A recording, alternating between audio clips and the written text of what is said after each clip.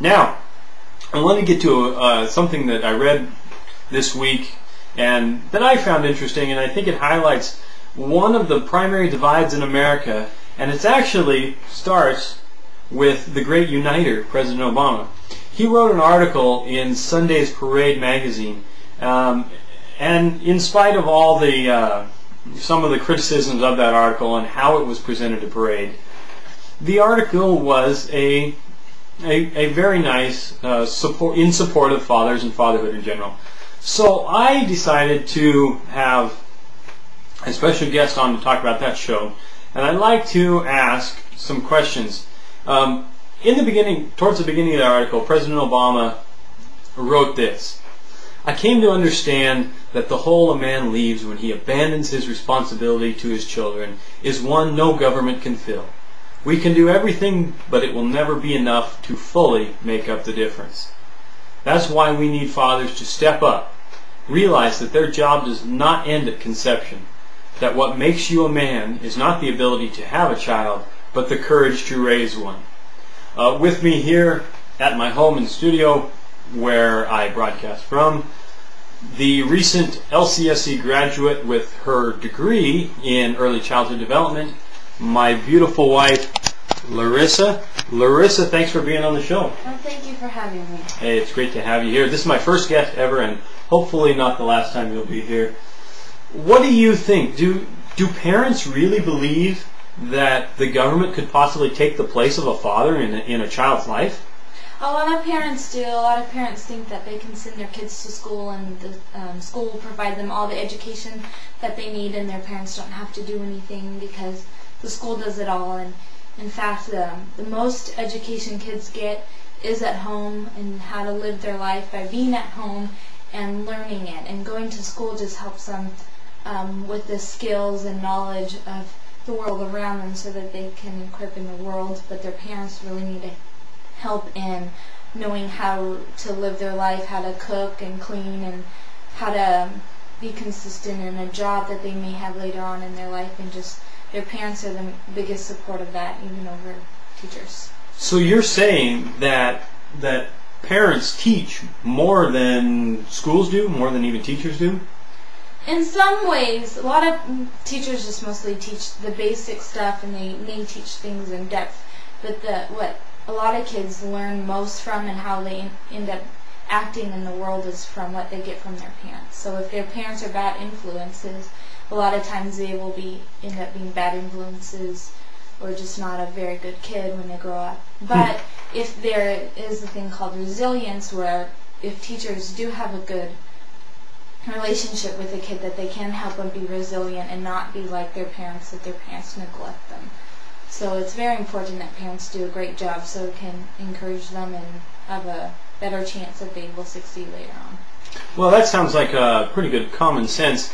I found it interesting that that President Obama seems to think that people don't understand that, and what you're saying is that a lot of people really don't get that. What about this? He also said later in the article that we need to step out of our own heads and tune in. We need to turn off the television and start talking with our kids and listening to them and understanding what's going on in their lives. As a child care professional who works with kids every day, young children, and you see older children as well, do you think parents understand how important it is just to talk with their kids? I think some do. I'm not going to say that all parents don't. And, I do agree that some parents don't spend time and they just sit in front of the TV. And if they do want to spend time in front of the TV and they choose not to do anything else, definitely they should, after a show's over or during commercials, turn the commercials off or mute them and talk to the children about what's going on in the TV show, or what they see as bad about it, what's good about it, what they would, if that makes them want to do anything, or as a child being like, oh, I see him flying, I want to fly too, or kids have a wild imagination. But I think if you don't spend as much time with TV and spend time one-on-one, you can really see what they're curious about, what they want to learn, and even make sure that they can understand more things that they need to learn and be successful. I'm not entirely sure what he's referring to when he says we need to step out of our own heads and tune in, to referring to tuning into our kids, I guess, to listening to them.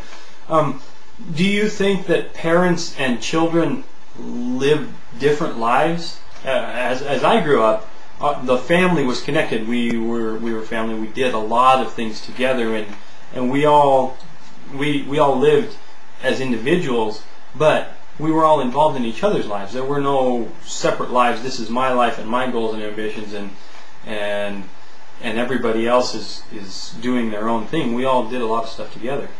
Is that not the case in America?